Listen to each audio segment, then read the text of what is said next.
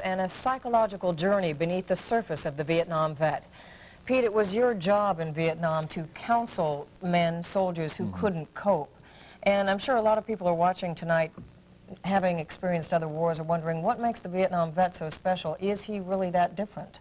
Well, in many ways he is, and that's the difficult thing for most people to deal with in separating the two wars. This really is connected directly to what you just saw with Steve. It might help to make sense of all this by, well, doing precisely the wrong thing. That is by categorizing Vietnam vets into three groups.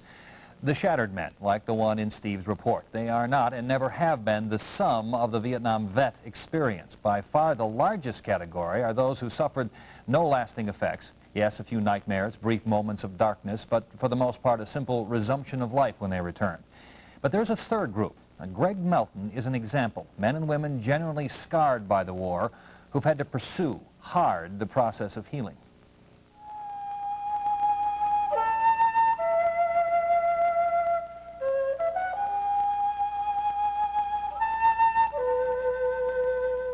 "18 years ago, Greg Melton was a San Mateo kid hanging around the hate with flower child conceits. He wanted to be an artist.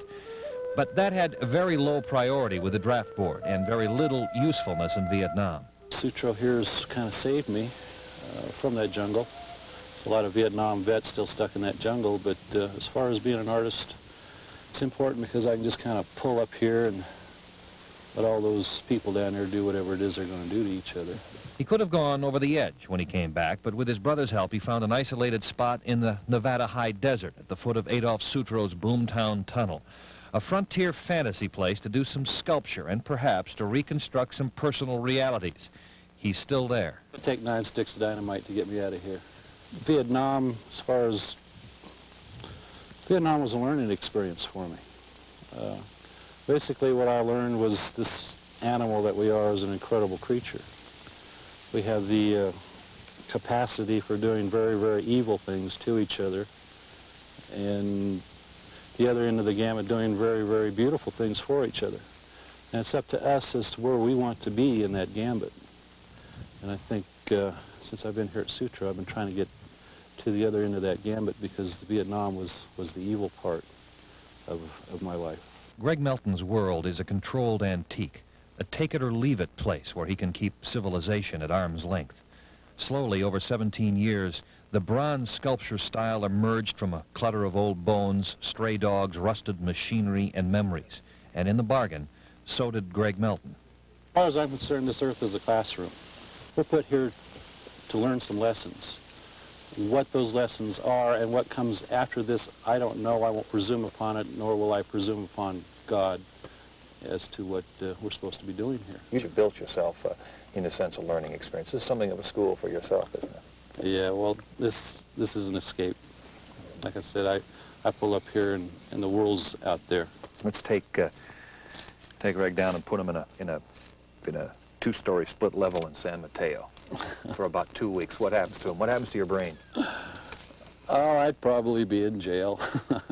There is very little anger in him. He says he doesn't have the energy or the time. The bitterness so common in Vietnam vets only appears when you press him. My brother was so proud that I was in Vietnam and I got back. He'd always introduce me as, "This is my brother Greg, just back from Vietnam."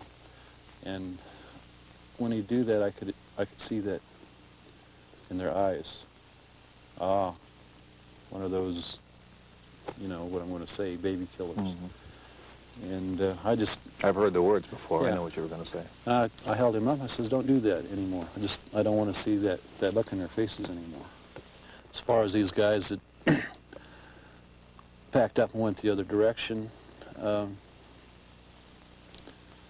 burnt their draft cards or went to Canada or protested the war, I'm not going to pass judgment on them, but if they should have gone and didn't go, that meant somebody else had to take their place. Somebody else had to catch their flak, take their bullet, and somebody else had to step on their landmine. Somebody else is sitting in a wheelchair with their legs blown off because they weren't there. And to me, I'd have a hard time dealing with that every time I looked in the mirror, because it's that man in the mirror that you got to answer to.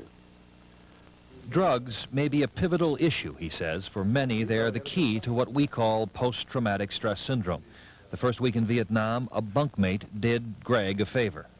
When I was unpacking everything, I picked up the pillow, and what he'd done me a favor was he left his shoot-up kit under the pillow for me and a nice lid of grass down there. But he wasn't interested in heroin, so he took the lid of grass and, like so many other soldiers, he passed it around. And the Viet Cong made sure you had all you could ever possibly want to smoke. I mean, it was just easy to get. I mean, buckets full of it. Good stuff. I mean, stuff to take the top of your head off. Well, that's what it did. I got about halfway through this joint, and the top of my head started coming off. Back in his bunk, stoned beyond any sense of time or place, he began to think about the enemy, about being attacked, about dying. It scared hell out of him. It's called paranoia. And I'm laying there, and my heart's going like this, because I couldn't protect. I could visualize him coming through the door with a bayonet sticking in my chest.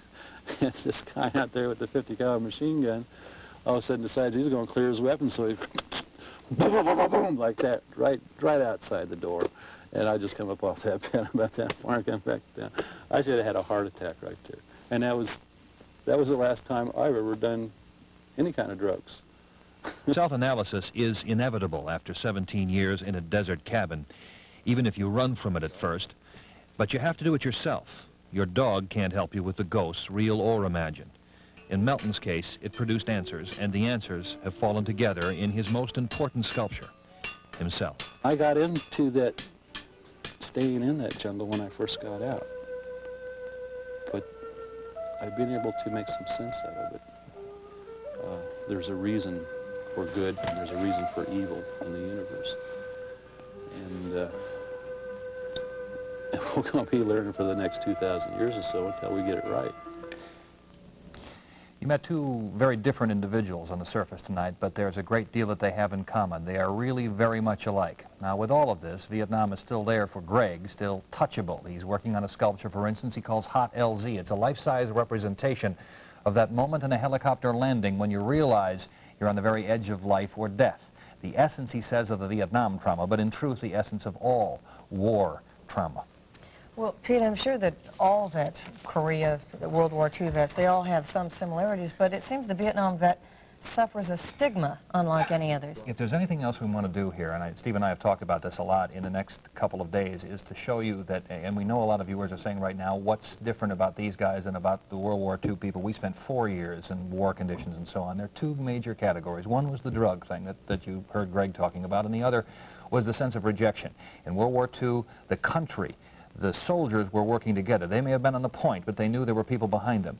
To these guys, profoundly, they felt completely alone, except for what they had in Vietnam and what they made for themselves out of the cadre of other individuals who were suffering the same things. It's very hard to explain. We're going to try to do that over 2 minutes. Indeed, and we'll have tomorrow, let's see, yes, tomorrow You're right. and Friday on which to do that, and then we'll have a series of other profile reports in the 5 o'clock news. That's right. And it's as complex as the war itself. That's right. As